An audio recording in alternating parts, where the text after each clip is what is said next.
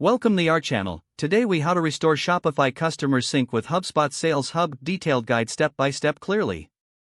To restore Shopify customer sync with HubSpot Sales Hub, start by logging into your Navigate to the Integrations section in the Settings menu. In the Integrations overview, locate Shopify and click on it. Check the current sync status to identify any existing issues. If there's an error message related to the sync, take note of what it indicates. Disconnect the existing Shopify integration by selecting the Disconnect option.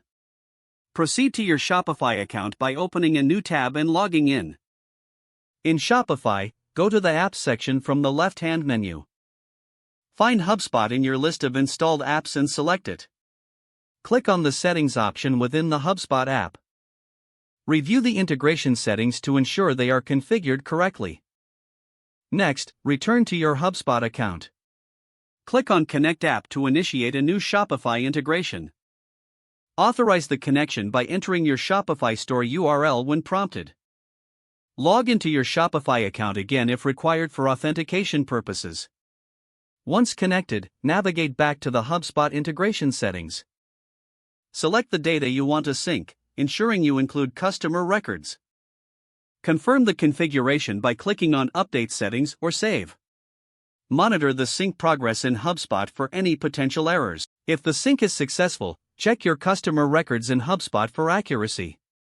Test the integration by creating a new customer in Shopify and verifying it appears in HubSpot.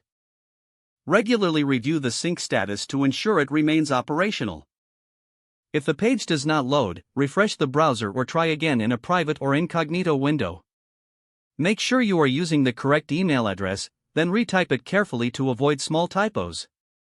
If your password is not accepted, use the reset option and create a new strong password you can remember. Check your spam folder for verification or security emails, then complete any requested confirmation steps.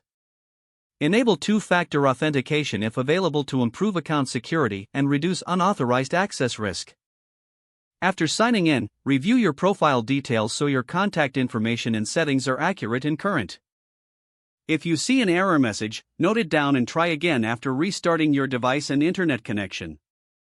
Don't forget to like this video and subscribe to our channel for more step-by-step tech guides.